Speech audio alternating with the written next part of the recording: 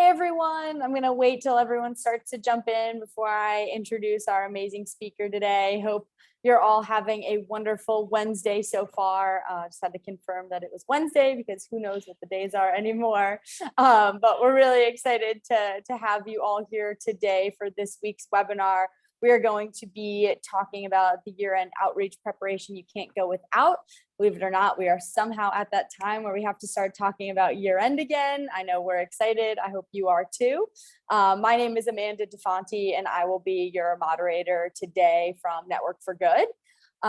Here at Network for Good, we really love working with small nonprofits, and we want to continue offering our free fundraising resources to as many nonprofits as possible. So we'd really love it if you would share our upcoming webinars and events with your networks. You can simply go to networkforgood.com/webinars, post on your social channels, share with your teams, share on LinkedIn, so that we can help as many groups as possible. Our next webinar will actually be next Thursday at 12 o'clock Eastern time, and we'll have Giving Tuesday with us here to talk about how you should prepare your Giving Tuesday campaign. So getting a little bit into the weeds of last year's statistics and looking at some projections for this year. So we're excited to have them. And then also wanted to let y'all know to save the date for our virtual conference this month. We will be hosting an all-day event on Wednesday, the 29th, where we'll be talking about how your nonprofit can adapt and pivot during these continued times of uncertainty. So we hope to see you there. Mark your calendars, get registered. It should be an awesome day of learning. But before we jump into this session, I wanted to introduce any new attendees to Network for Good. Yes, we host free webinars like this one and provide nonprofits with resources to become more confident fundraisers. But our all-in-one fundraising platform is really at the core of what we offer. It's always been our mission to help small nonprofits cultivate really impactful donor relationships with our Simple Smart fundraising software. And we've got thousands of organizations who rely on Network for Good's tools to help them cultivate those relationships to ultimately raise more funds, which I know is why a lot of us are here today. From things like easy to build fundraising pages to communication tools like texting, video messaging, and email, to events and auctions platforms, to intuitive donor management. We really try to give nonprofits the all-in-one solution they need to fundraise more confidently and ultimately grow your good even faster. So if you want to learn a little bit more about our fundraising software and think that tools like this might be a good fit for your organization, please fill out the pop-up on your screen and we'll have somebody from our team reach out to talk to you and learn a little bit more about you as an organization and see if this might be the right fit. But in the meantime, wanted to quickly share a video of one of our current Network for Good customers and how they're using our tools to help them stay open for good, which was a big campaign that we ran to sort of inspire nonprofits. So I'm going to share that now and take a look. And make sure I'm sharing my sound. We're not going back to the old ways of fundraising. They weren't good enough. Last year, the nonprofit community became a place of innovation. You had to pivot, adapt, and fight to stay afloat. You deserve better than going back to normal. You deserve tools built specifically for you. Technology that helps you work smarter, not harder. After enduring unknown after unknown, nonprofits are looking to the future with hope. As we enter this new phase, we ask the question, what's next? We're calling on small nonprofits to aim high. With our tools and your hard work, you can stay connected from anywhere, host successful events and auctions, increase your reach, raise more, and positively impact your community. The past year taught us we could do things differently, create something new, and embrace change. We don't know what the future holds, but we know one thing. Network for Good helps small nonprofits stay open for good.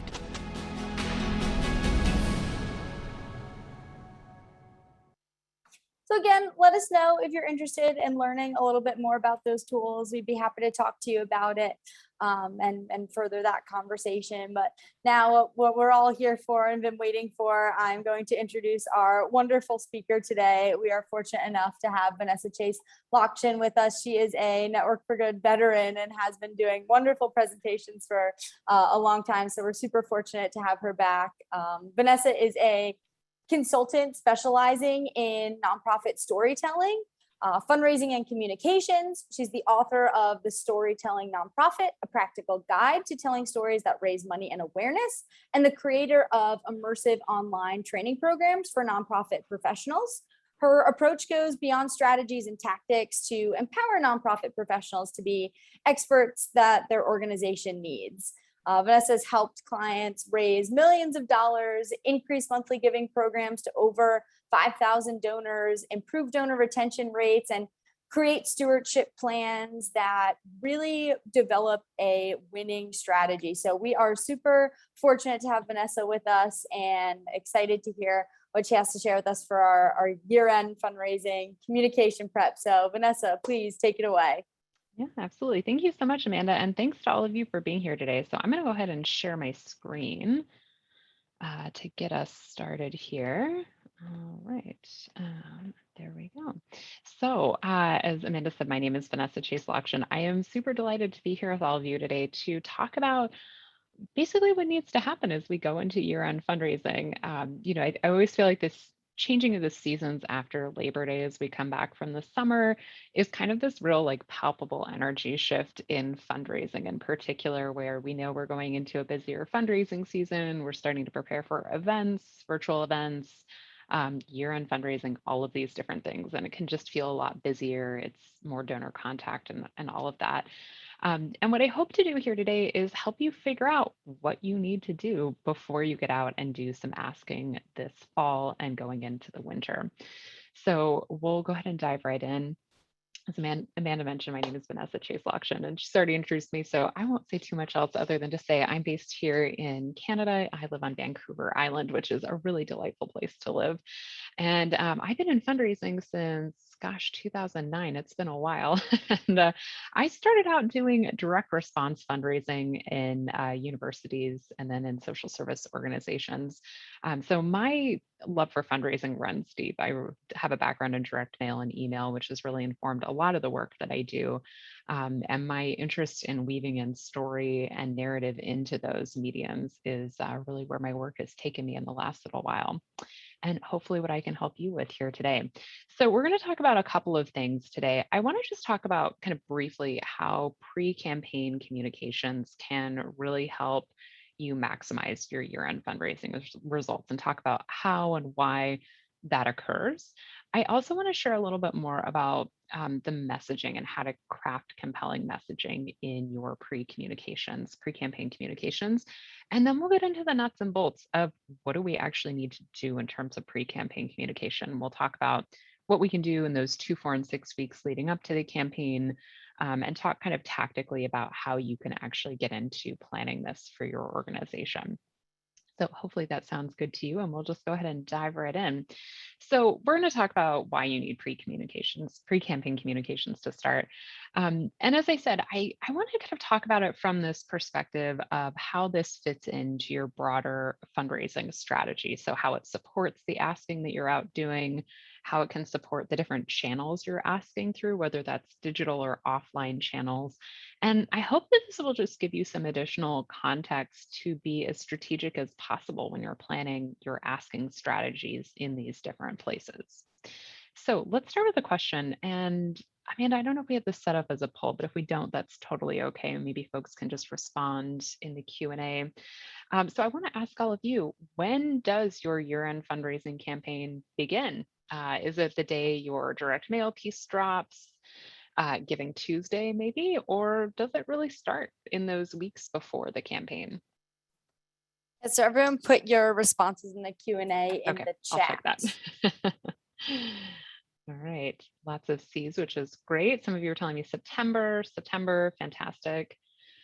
I'm not gonna lie, probably the earliest I've ever started year-end fundraising planning was February, but that was for a campaign where we annually raised about $5.5 million in the month of December.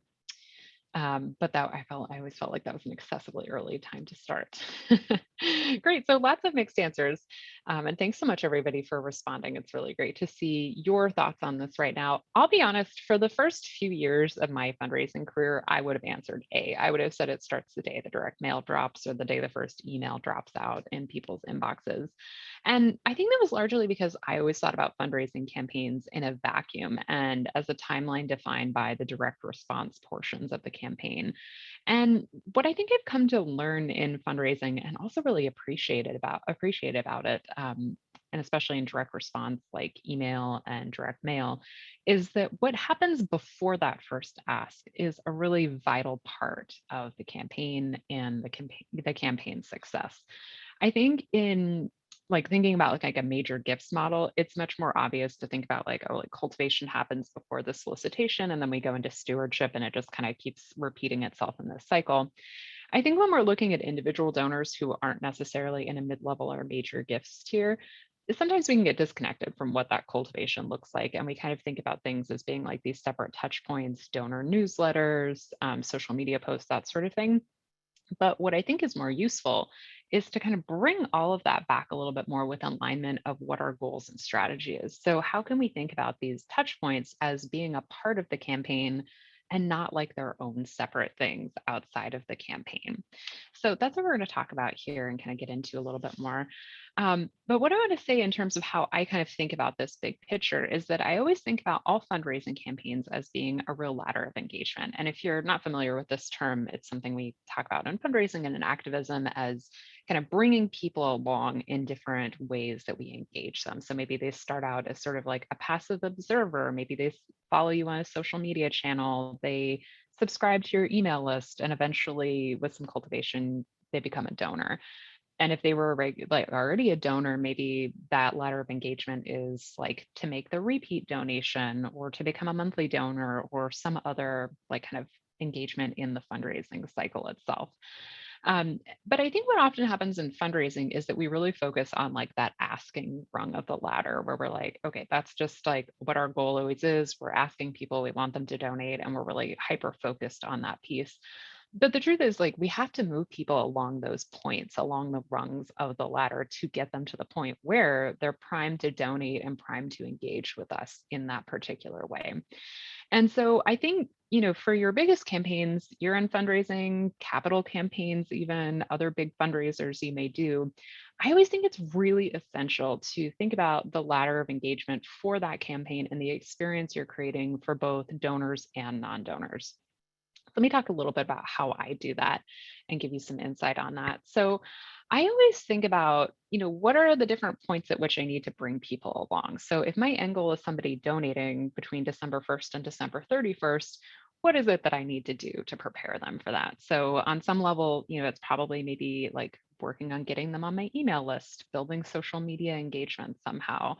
But kind of more on a smaller level, it's engaging people with the issue, with the problem, with the thing that we want to ask them to donate to. So I always think about that as kind of being a part of the rungs of the ladder where I'm educating people about problems, hopefully inspiring some sort of emotional response to that, positive or negative, and preparing them to be a part of the solution. That's kind of how I think about the rungs on that engagement ladder going into a campaign. But basically, my goal with any pre-campaign communication is about engaging the audience in ways such that they are ready to say an obvious yes when we finally do ask them for money. That it's just like a less convincing lift to get them to that point, because we've already engaged them in a bunch of different ways and prepared them for that ask. So my action item for you, and this is something you can think about even after today's webinar, is to think about who are your audiences for your year-end fundraising campaign, and what are the rungs on your ladder or ladders of engagement if you're looking at two different audiences. And I would say, you might have distinct ladders of engagement for your donors versus non-donors. You might have slightly different ladders of engagement for direct mail donors versus email donors. there's a lot of ways you can kind of slice and dice that and like creatively think about how you want to engage people in different channels or different demographics.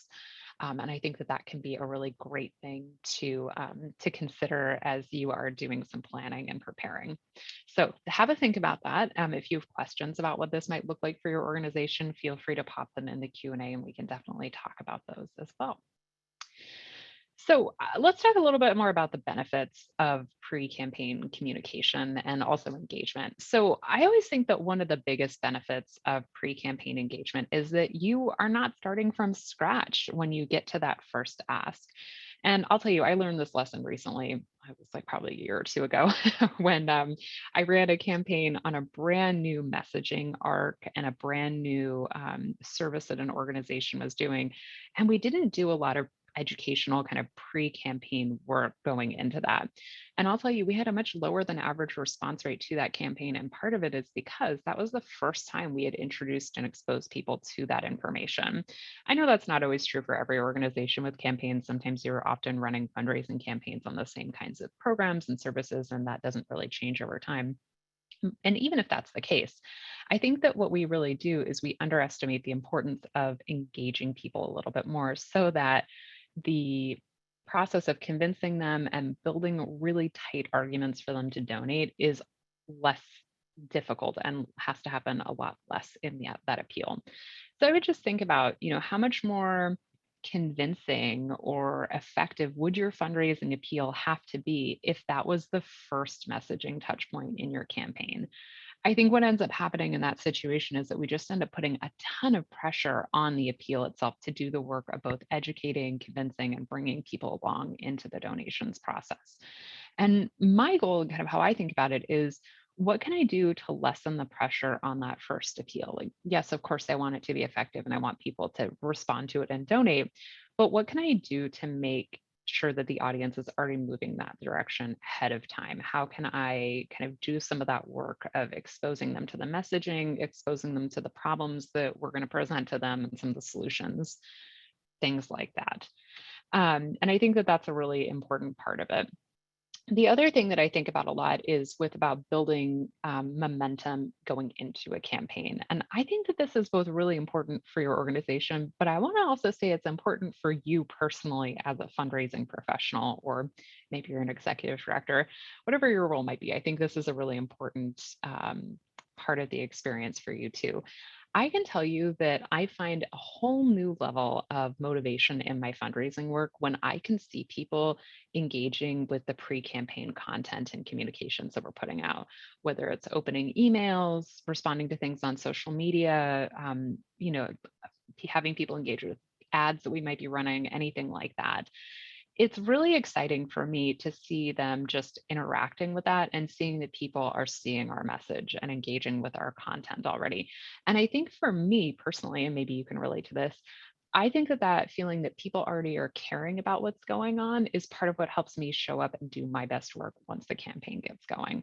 And so there's something inherently very motivating about that. But I think that feeling of momentum can carry really far and be really helpful, whether you're a team of one or a team of 20 at your office.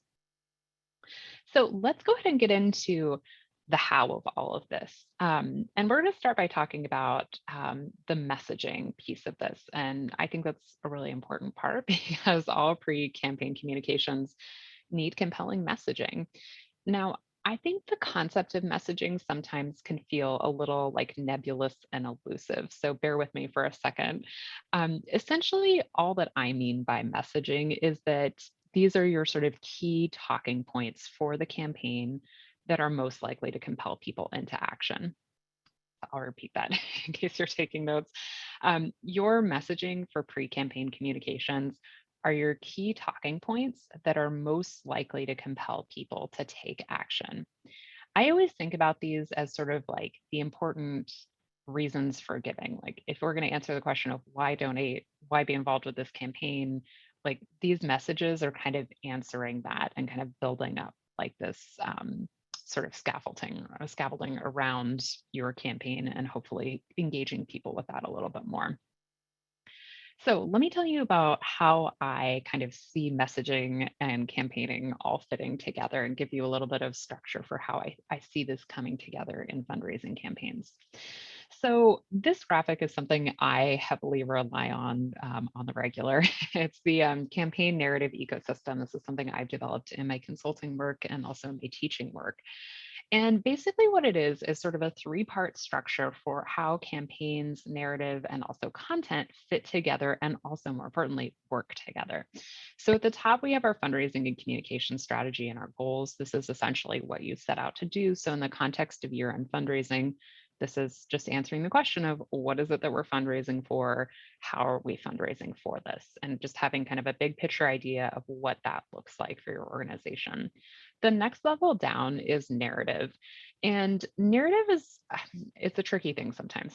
It's different than storytelling. I always think about stories as being the individual vignettes or stories that you might be telling about a person, place, or thing. The narrative is sort of the culmination of all of those stories and all that content. It is the big picture explanation of what's going on, what's happening, why it matters, why people should care about it. It doesn't necessarily have to be a super complicated explanation, but it to me is like kind of this connective through line that makes your pre-campaign communications and your fundraising work itself all be one cohesive um, kind of arc. Like everything is working together really well. That's the dream, right? And below that, we have things that help build up the narrative and filter up into our strategies. So things like your messaging, of course, but then you also have content and you have stories. And of course, these things can be disseminated into a variety of different channels depending on your strategy and the shape your actual campaign is taking. So I think that the what I want to say about this just a little bit more is that momentum really happens in your messaging and in this bottom layer of content and stories. And so when you can really focus on what it is you're doing ahead of that campaign and really build that into how you're thinking about preparing people for your end campaign or whatever it might be might be working on, you can really get that momentum and engagement going into the campaign itself. So let's talk a little bit about messaging, what it is. And I just want to talk a little bit about how you can get clarity on your key messages themselves. So I always start with this big picture question of what do you want people to already know when they get your first ask? I think this is such an important question. I spend a lot of time trying to answer this question when I sit down to write fundraising appeals. In fact, it's one of the questions that I look at first, usually when I'm working on building a campaign and the campaign strategy. I really want to think about what is it that I want people to know about this problem, about the solution, about what's happening in the community. I try to answer a lot of those questions ahead of time.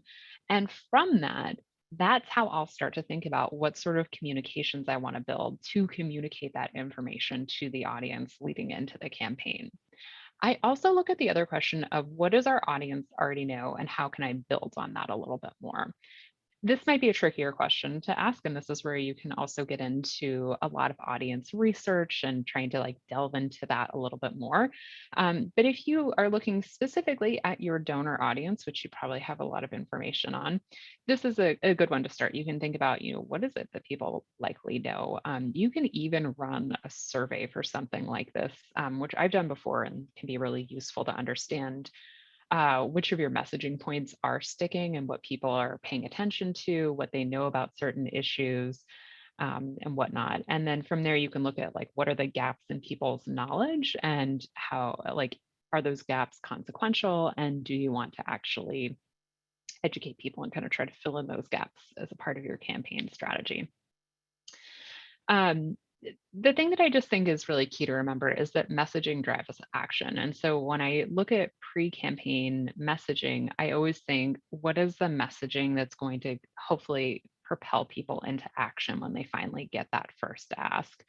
And so I just always come back to this question of what is our goal and what do I want people to take action on? And I do that because I just constantly want to be focused on the bigger picture fundraising goals that I have for the campaign. I really want to be focused on bringing people along for that. And I also think that part of why I keep coming back to these questions for myself in my own process, and hopefully there are questions that can help you, is that they help me stay really focused. I find I get less sidetracked in like tangential messaging that like sounds really nice, but probably isn't going to be that effective for the campaign that I'm working on. So here's a question for you. Consider this maybe a homework question as you're preparing your campaigns this fall. What do you want people to already know when they get that first ask? What is really important? What is like mission critical information? What is maybe like nice to know information? Um, and the more you can just kind of dig into this, I think it will be really helpful. And one of the things that I would suggest doing is when you maybe have a bullet point or two written down and you say, okay, we really want people to know like X, Y, or Z thing, look at that bullet point and then ask why. Why do you want people to know that? And I will ask myself why a couple times, usually when I'm working on messaging, because that will help me dig in a little bit more to, I think, like the real gem of the message. Like oftentimes we'll come up with a really good surface level message and explanation, which probably would work fine. But I think the more you can kind of dive into that a few layers deep by asking why and kind of challenging yourself to refine the message and really get to an extremely compelling edge of it, the more likely you are to find that really sticky, interesting message for your audience. I'm just going to pause here too and just see if folks have questions so far. And then I want to say we'll look at some examples in case this has been abstract so far. I'm happy to talk about those. Um, yeah, so let me just look at a couple of the questions we have here so far. Let's see. So Jonathan, I'm going to answer your question. Can you say more about sharing problems? Isn't that a no-no to share that you need the money and have some critical issues, losing confidence? So when I say problems, I'm talking more about the problems that you're solving through your mission and vision. Honestly, I think it's fine to be transparent and honest with people sometimes about where your organization is if there are financial challenges. I always caution people though that like, if you send a fundraising appeal that has the tone of the house is on fire, like we've got to save it immediately, you can't really replicate that again in the future, because that's when I think you start to lose confidence with donors, is when like the house is constantly on fire. So that's just something you may want to consider and kind of weigh the pros and cons of, if that's like part of the problem that you want to explain to people. But really, I would think more about like the problems you're solving in the world, how you're helping people through a program or service. That kind of problem is more what I was referencing, which I think is a really good segue into looking at some examples. So let's look at some examples here, and I'll walk you through this a little bit more about how I came up with some specific messaging angles. So Variety BC has been a client of mine for over a year now. I run their digital fundraising program, and in the last year, I'm probably about 4 months now, we've raised over $900,000 by email alone. So we've had a really successful fundraising year on their campaigns, and I thought I would just walk you through one campaign example of theirs to let you see how this can really come together and what it looks like in practice and not as much in theory. So the campaign I'll talk to you about is called Variety Week. It's a week-long campaign they run every fall. It's been a long-time partnership they've done with a provincial news station here in British Columbia. And last year, this is how I would have told you the campaign narrative, or what the campaign narrative was. It was really focused around this like one key idea. Variety BC is often the last resort for families who are trying to get their special needs kids the resources and support they need. And these days, that need is overwhelming. A really short campaign narrative. And I'll tell you a little bit about why that was the narrative for this campaign and a little bit about how I arrived at that.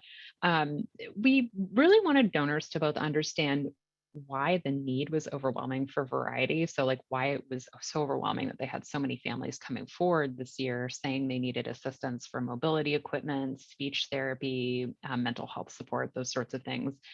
And we wanted people to understand the burden behind it for the families so the donors could see their ability to support these families and lessen this burden. This was, I think, a really important narrative for them to be continuing to tell during the pandemic. It was a big part of the messaging that they used throughout 2020 and even into this year a little bit. But this kind of messaging and this like explanation of like what this campaign was really about for them was about just trying to help people understand that like this nonprofit Variety is like really the last place a lot of families can come for help. Like, and if they can't help, there's not a whole lot of other options for families. And that it's both like very overwhelming for families when they reach that point, and that it's been like really overwhelming for the organization this year to have so many families coming forward for help. So that's a little bit about like high level what the campaign was about and where we went with this. Let me tell you about how that filtered into some of our messaging. All right, so these were a couple of the key messaging points that we had for the campaign, and specifically in email, which is the part that I worked on. I really came down to 4 kind of key campaign messages for this that we focused on in the weeks leading up to the campaign itself. So one of our key messages was that the cost of mobility equipment for a child with special needs is astronomical. In some cases, a power wheelchair costs more than a car, which is indeed true. I was very surprised to learn that last year. And this message for me, when I thought about kind of what do we need people to know going into this campaign, was that we wanted people to understand the huge costs associated for families. We wanted them to really understand. And I wouldn't say like the feeling was of like outrage was like a prominent one for me when we were trying to figure out like what sort of emotional angle to take on this, but it was more just like surprise, maybe a little bit of shock, and also thinking like, well, who is helping these people? Like, why aren't they getting more support from, the government or other like healthcare agencies? And so that was like one of the messages that we focused on in the pre-campaign communications. Another one that we also focused really strongly on that aligned with one of their pillars of work was that the pandemic has given rise to more mental health challenges than ever before. We really wanted to highlight that this has been a long time area of the organization's service provision, and yet it grew like tremendously in the course of 2020. And so we really wanted to focus on educating people that, yes, this was something they've always helped kids with, but there's this immense need now, and needs that might be going on for a couple of years after this as well. We wanted to also talk about how the pandemic has created an unprecedented financial pressure for parents of kids with special needs. We thought that that was a really good topical tie-in to what was going on contextually, and it answered the question of like, well, why are so many families coming to this organization for help? So we wanted to talk about that. And the last message, and I think this was a really important one that we did a lot of communication around, was that for so many special needs, there aren't cures. There's just ongoing costs associated with quality care. And this was about helping people understand that for so many families who have a child with special needs, it's not just like a one-time cost that they're incurring. Like they, might need new mobility equipment as the child grows. They might have new therapy needs, whether it's like physiotherapy, occupational therapy, or something like that. And so this was about providing some additional education about like what it is like to care for a child with special needs and what it's like for the family, the pressure that that creates, the anxiety and worry that parents have. And this was all part of like the sort of context that we wanted to create for people going into the campaign. We wanted to help them understand these kind of 4 messaging angles. And I'll tell you, these were also messaging angles that we used in the campaign themselves. That was not a coincidence. We wanted it to all tie in together and to be a part of people's reasons for giving and why people would participate in this campaign with us. All right, so let's transition into talking about how you can actually build your campaign communications plan. So we've talked about messaging, which I would say is the like foundation of any communications planning, whether it's donor communications or organizational communications. But now it's time to talk about, well, how do we roll these out into your campaign? How do we bring them into your content, into your marketing mix? And so we're going to talk about that. And I'm going to start with a really big reminder, one that is probably worth putting on a Post-it note on your desk as you do this work. Your goal in this process of pre-campaign communications is to create and share content that supports your message or messages. And I say that this is a big reminder, an important one I wanted to start with, because sometimes we get stuck on what I often consider to be like the content creation hamster wheel, where we are just creating content for the sake of creating content. We think we need to post 5 days a week. We think we need to send an email to our list at certain intervals, whatever that might be. But we're not really thinking about the actual purpose that our content serves, which is to share and support our messages. So I always come back to this idea. I think this is part of what helps me stay focused and be purposeful in a lot of this part of the work, and helps me really veer and steer away from, just creating content for the sake of creating content, feeling like we have to show up online or offline in these particular places. So, as I said, I think organizing your content this way gives it a really clear purpose and supports your most important goal, which in this case is your year-end fundraising campaign. I also see this approach as being a really good opportunity to test different kinds of content and messaging angles to see what sticks. So this is, I feel like, one of my maybe like superpowers or secret weapons going into campaigns, is that in that like 2 to 6 week period before a campaign, I am, well, I have a lot of ideas about how the campaign is actually going to go, and what it's going to look like. And I probably already written a lot of my fundraising materials at that point, and the copy for emails and whatnot. I am also open and willing to pivot that if we see things that are working particularly well once we release them out into the wild. And so I am paying attention to like what is getting a high amount of engagement. Like if we're running ads to do message testing, what seems to be working really well. If we've sent some emails to our email list, what are people actually engaging with inside of those emails? And if we repeat a similar test, are we seeing the same results? I am paying attention to those things all the time during that period of time, so that that actual real-time recent behavioral data can inform what I do in the campaign itself. And I think that that's really helped me stay flexible and also help me respond to what I'm actually seeing from the donor audience, or even the non-donor audience in some cases.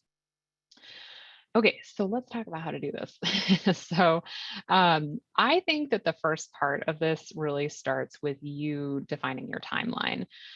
So, just as a reminder, we talked about how the drop date for direct mail or your first fundraising email is not the start of your timeline. I would really work back in your calendar approximately 6 weeks. That's probably where I would start. I would say, with the caveat that it could be longer if you are message testing for a brand new fundraising initiative or service that you're rolling out for the first time. It could be shorter if you are not using a lot of channels, or if you're hyper focused on specific engagement opportunities with your audience. You can absolutely change this to work for your organization. I would say, though, for me, in the campaigns that I run, typically we're looking at like about a 6 week window or so. And again, I usually have a wall calendar for these things, or sometimes I'll use a Google Calendar, depending on what I'm up to. But I will just like start and like build the campaign timeline back, and then look at that period of 6 weeks and say, okay, like what are the communications opportunities we have? And I'll look to see if there's things that already fall into that. Like if an organization has like a newsletter, a print newsletter that goes out at regular intervals, if there's a print newsletter that happens to be going out in that window, I'll think, okay, that newsletter is a great opportunity for us to get out in front of people and integrate some of this pre-campaign communication. And similarly, you might be regularly posting on social media or have other things that you're doing. I think the other question to think about is, what new opportunities do you want to introduce into that 6 week period? And this is where I think things can kind of feel like, oh my gosh, suddenly we have a lot of work. There's a lot to do for this campaign.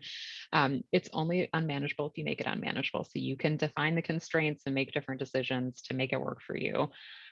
For me, a lot of times, this looks like emailing an email list at least once a week. And some of you might be thinking, oh my gosh, that seems like a lot. I want to tell you that there's a lot of data that backs me up on increased frequency of emailing a list. It's not a bad thing. It's actually a very good thing to keep your list engaged, especially going into a campaign. I might also do things where I am testing a Facebook ad content or things like that. So I'm just looking at that timeline and thinking about like, what are the big opportunities we have and how do I want to plan for that? Okay, so identifying your channels. Feel like I mentioned this a little bit in that last slide. This is really about thinking about what are you going to do and answering the question of like how are we going to do this and what are we going to say to people once we get out into this cycle. I want to say you have my permission to not be everywhere all the time.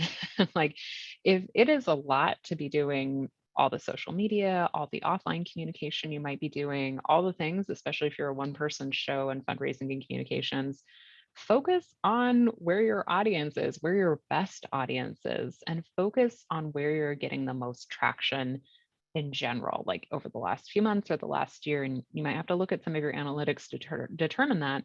But chances are there's probably one or two channels that are like, your winners that are just going to be like way more effective for you and way better use of your time. I would honestly focus on those. I would chisel away at the other things. I would put them in that like nice to have category. If I have time, if I have the resources, we'll work on those. But otherwise, I would just focus on like a couple of key areas that you know are going to be highly effective for your organization.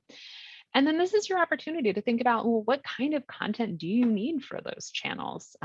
This could be video, live video, graphics, photos. And I think this is also an opportunity to ask the question of, what's realistic and also what's going to get you results in that place based on what kind of engagement you currently see with content.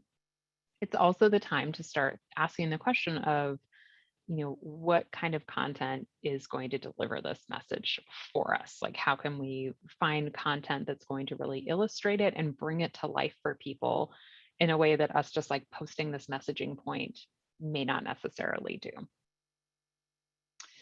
Okay, so let's talk about actually that process and creating your content. So there's a few things that you can think about here in this process itself.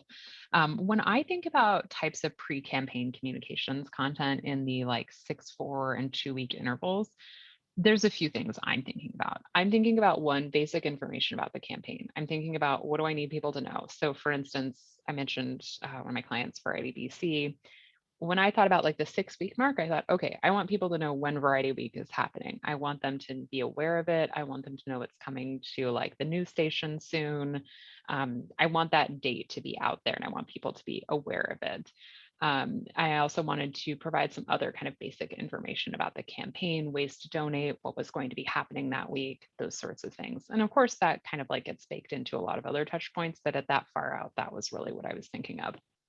In the 4 and 2 weeks leading up to that, I really switched to the educational content about the problems the organization was solving and the solutions they were bringing to the table.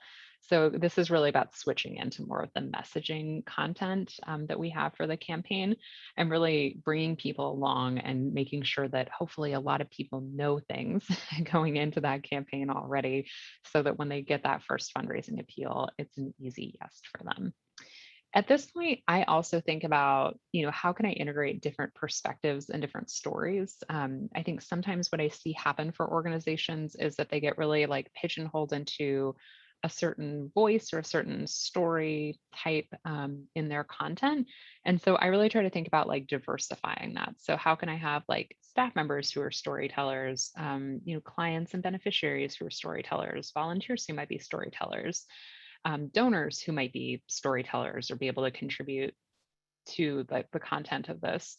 And I try to bring all of those perspectives in if I can. Sometimes it's difficult because I know that some of those are more likely to resonate with certain types of people and certain donors than others. And my goal is always that by hopefully bringing a lot of different voices and perspectives to the table into this content, we can get people engaged with what's working for them. And I would say at every point in this process, like I am always coming back to this question of does this content actually align with at least one of the key messages that we decided on for this phase of the campaign? So every time I've like got an idea, I'm working on something, maybe I finished it and we're about to like go schedule and publish it. I always come back and kind of gut check on this question of is this in alignment with the goals that we have and what we're really trying to do? And I think that can hopefully save you a lot of time and resources by just kind of continuously checking on that part of it. So let's return to our earlier example as Variety BDC. This is a quick refresher. These were the messaging points that I talked about a little earlier in the presentation. Let me show you a piece of content that we worked on for this, and I'll talk to you about how we used it and what that looked like in the pre-campaign communications. So this was one of our pre-campaign pieces of content. This piece of content addressed two of the messaging points. One was about the astronomical cost of mobility equipment, and the second was about the ongoing cost of caring for a child who has special needs. So this was a story about one of their variety kids named Jeremy. And what we did with this piece of content was we created a central home for it on the website. We actually put it on the organization's blog. We did a write-up about it. And then on the blog post, there were a series of photos, and there was also a video story as well. This was a pretty complicated, multifaceted campaign. So there was a lot of content to work with, and we really tried to utilize all of that and put it in one place. So from there, we focused on driving traffic to the content. So my primary goal was getting people over to the website to engage with this story. My hope was also that by being on the website, they would poke around, they might engage with the organization a little bit more, all of those things. It's never a bad idea to get people back to your home base. But my other goal was to just share snippets of this story in smaller pieces of content natively on the channel. So embedding the video directly on places, taking like pull quotes from it, sharing the photos, things like that. We also, I think, told this story in an email as well to the email list as a part of the pre-campaign content. We used this approach with several stories leading up to the campaign. And then one of the things that we also did was integrated a few of these stories, not all of them, into the campaign asks itself. And I think that this worked particularly well because the audience had built up some amount of familiarity with some of these variety kids and the stories in the 2 weeks leading up to that campaign. And so it wasn't like we were introducing them to brand new content. Some of you might think, well, is it silly to keep sharing the same stories over and over again, like in that kind of pre-campaign communications and even into the campaign? I don't necessarily think it's a bad thing. Not everyone sees everything you post and everything you share, number one. And number two, I think that when there's some continuity and familiarity, I think that that does bode well for people kind of building up trust and knowingness of what's going on and feeling confident about their choice to donate. So for us and for this campaign in particular, it was a great strategy and it worked really well. So I want to leave you with a couple final thoughts on campaign planning and communications that I often give to my students and to my clients. So I would say first and foremost, when you're planning your pre-campaign communications, start by just understanding your obstacles to execution. Like what is going to get in your way between getting this plan on paper and, getting this content out into the world? Your campaign plan and your timeline has to include a solution for these things. If you don't have a solution to these things, it's just going to feel that much harder. So I'll give you an example. For instance, with Variety, I knew one of our obstacles was going to be getting stories. Like that's always a hard part of any campaign. And I knew that like we needed to have a plan in place for effectively getting stories. We needed to have a backup plan for that as well. And that needed to be like a key focus of how we were going to do this well. And so being able to have, kind of an understanding of one of the main obstacles we had helped us actually execute much more effectively. I also always tell people to really leverage your strengths. Know how you and your team work best. If you are great at creating graphics, you're an excellent copywriter, like leverage that and do what works for you. I think it's going to be that much harder for you if you're trying to force yourself into things that are like not a team strength. I do think there's always an argument for like pushing yourself a little bit, but not to the point where it's just feeling impossible to get things done and frankly, like demotivating on some level. And I also think that as you go throughout the pre-campaign phase and even into your campaign, just embrace the mindset of we can figure this out. Learn as you go, course correct, be flexible. I always, have plans going into campaigns, and I always know in the back of my mind that like, as I learn things, as I see the campaigns unfold, I might change course. I might implement a backup plan I had. I might try something new that I didn't think I needed to do because I thought things would go a certain way.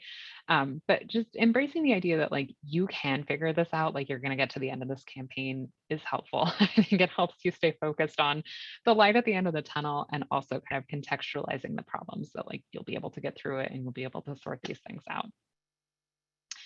All right. So if you are interested in more storytelling tips for your content, I have a checklist that kind of goes into this aspect of storytelling and content creation in more depth. You can find it over at the storytellingnonprofit.com/checklist. And with that, Amanda, I thought we would go to some questions. Absolutely. Well, thank you so much, Vanessa. This was awesome. People were excited in the comments and questions. A lot of thank yous that rolled in. So I will relay an additional thank you. But let's definitely jump in and get as many of those questions answered as we can in the next couple of minutes here. One that I saw that sort of jumped out at me was somebody asked about using data to create a compelling story, and the thought being, oftentimes data isn't seen as compelling, but do you think that's a good avenue to take to convey a message? I think it can be. I think it always depends on what the data is, right? Like it depends on, and it depends on the story you wrap around it. So I think probably the best example I can give you is with my work with Variety BC. They in June launched a new area of funding for families for private autism assessments. It's not something that's covered by public health care here in British Columbia. So families either have to wait for the government to fund it, which can take up to 3 years, or they have to pay out of pocket for it, which is like a pretty high cost. I think the average cost was something about like $4,000.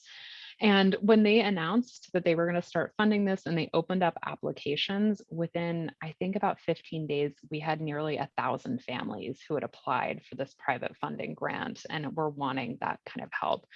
And that's a big number. It's not like a big number I would normally say, like, oh, yeah, definitely like talk about that. But contextually, there was a story to tell. There was a story to tell that there was a gap in government funding support. The organization had started funding it, and there was this outpouring of need from people that they kind of knew was there, but wow, like it exceeded everything we thought was going to happen, like when that program launched. And so when we did some fundraising for it this past summer, we did tell some stories about that kind of in a big picture way of using that data to show like there really is a big need. Like we've now got this wait list of kids who need this support, and that's something that they were trying to work through. I've also, years ago, I worked with a rape crisis center in Vancouver, and one of the data points we would frequently use in our fundraising appeals was the waitlist time for one-to-one counseling. And we use that oftentimes to talk about like what it costs to fund an hour of counseling that donors could donate to fund. We did fundraising campaigns around funding a new counseling position to decrease the waitlist. And I think just that kind of data shows a need and shows something that donors can support. And that I think can be a really compelling reason for people to give. Awesome. Thank you. Yeah. And thinking about compelling people to give, Becky had asked how to convey urgency in funding requests, even when the quote unquote problem that they work to address is an ongoing issue and not necessarily one that's urgent. And then the kind of second follow up to that was without mentioning the pandemic, as Becky's worried that people are sort of losing interest in hearing about that all the time. Yeah. So I would say there are lots of ways to create urgency in a campaign. Good news for all of you, there is built-in urgency to year-end fundraising. It's December 31st. So I would lean into that in your year-end fundraising campaigns. Like people often kind of weave in that, like it's the end of the tax year deadline, get your tax receipt, like the days are ticking by to be able to get the tax receipt for this year. It is compelling. There's a reason why a lot of donations come in those last couple of days of December. So I wouldn't discount the fact that that kind of urgency can work really well in the month of December.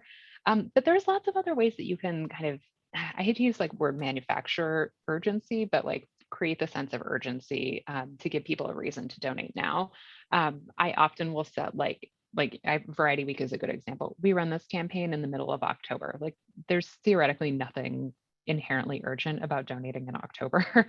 But we like frame it as like a week of campaigning. We're trying to raise X amount of money. Like there's a match going on. Like all of these things like add to the like urgency and sense that like donating now matters and it's a good idea. And so you can kind of create some brackets around your campaign like that that can be helpful. You might even think about that in the context of Giving Tuesday as well. Like if you're really trying to like take advantage of matches that day or really drive extra donations on Giving Tuesday, thinking about like kind of the urgency and like compelling reasons for people to give on that day versus like, I don't know, on December 5th or something. Awesome. That was a great response. And definitely there is lots of natural urgency around year end. And it's Mhm. kind of why we're all here, right? To make Yeah. sure we can maximize on that natural urgency. So definitely hope people can take that message and run with it. Thinking about sort of the communications prep, right? And, driving that urgency. We've had a lot of people ask, what is the line between too much communication and not enough communication? You'd mentioned that line is sort of sneaking up towards more is better, but can you give us a little more insight on kind of how often our audience should be communicating through this timeline? Yeah, I think it will depend on what mediums you're reaching out to in the fundraising phase. So, if you're an organization that largely is like kind of offline fundraising through direct mail, your communications touchpoints are probably going to be a little bit more sparse, partially because of the timelines to get things out in the mail and arrive in people's mailboxes, but also because of the printing costs and things like that, for instance. So, your pre-communications might be like a newsletter that goes out between like ahead of your campaign at some point with some combination of other like online communications that you hope people will encounter if they're following you in those places. I think for me with digital fundraising, I often lean on a lot of the evidence around retargeting people. So, focusing on engaging people ahead of time, retargeting people who have engaged with something previously. So, that's especially true if we're running ads. And I think with email as well, so much of the effectiveness of email fundraising programs rests in the portion of your list that's actually active versus people who become inactive or lapsed email subscribers. And typically, the more you are emailing people, the more you are giving people a chance to stay and remain active because you're giving them things to engage with. I know that a lot of organizations feel very like gun shy about like kind of sending too frequently. And whatnot, which I totally understand. Like there definitely is a point in which like getting too many emails is too many. I think last December there was one nonprofit that I kid you not, I think I got like 10 emails from in the last couple of days of December, which felt like too many. But I think for a lot of the campaigns that I work on, we'll send like one email a week leading into the campaigns. We make sure the content is staggered. Sometimes we'll even send only certain segments of the email list so that not everyone gets everything. And that's another way you can think about it too. Perfect. Thank you. I know that's a common one that we hear in that, when is it overwhelming? So appreciate that insight. Thinking about some of the frequencies of communication, Christina had asked, do you add donation options during that 6, 4 to 2 week messages prior? When does that come into play? Yeah. So I both have and I haven't with mixed results. I ran a campaign back in February that was like a 2-day telethon type campaign that it was a multi-channel campaign, but a big part of it was a telethon. And in the 2 or 3 weeks leading into that campaign, we had pre-campaign communications and content going out. None of those emails, I would say, were like a really hard line fundraising ask, but we did include like a really soft donate now button at the bottom of the email, which was enough to drive a significant amount of donations and get people engaged ahead of time of the campaign, which was great. We were really happy about that. I've also done campaigns where we haven't necessarily done that, but we've still tried to give people something to do in the email, like something to click on so that like behaviorally they're used to getting an email from us and engaging with it, clicking through the website, looking at something on a social media channel. So I would say that if you're thinking about this in email in particular, if you don't include a donate now button or like that call to action to donate in a pre-campaign communication, definitely give people something else to engage with. I would say for probably most commonly for mine, I would say usually we're not including a donate button more than like a week ahead of the campaign. Sometimes in the day or two before it goes live, if we have an email that goes out, we'll include a donate call to action in those though. Perfect. Thank you. Hmm. And kind of thinking about the other things that we can include in that email. Sure. Jonathan had asked, is it wise to include a financial goal in that ask? So let your community know sort of what you're hoping to hit in that campaign and give sort of that projection and transparency. It's a double-edged sword, right? So the benefit is that if you set a goal and you're like absolutely crushing it, like partway into your campaign, it is super motivating for people to see that you're like reaching that goal, that they can be a part of it. There's like some inherent momentum happening there in the campaign. The downside is that if you're not like towards that goal, the tone of the campaign can change pretty rapidly of like the urgency of like, come on people, like we need you to donate to this like and get on board with us, can kind of shift and maybe isn't something you necessarily want to embrace in the campaign itself. I think though that like there's nothing wrong with sharing a goal. I think that it's always a great idea. It can really be motivating to donors to understand what you're trying to raise money for and how much. And I think that as the campaign continues, if you're not on track to reach that goal, and you don't want to talk about it again, that's fine. You can find other kind of goal related things to talk about.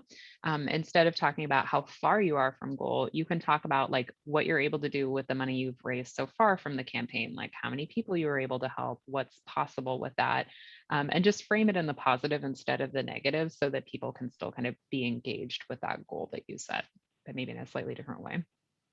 Awesome. Thank you.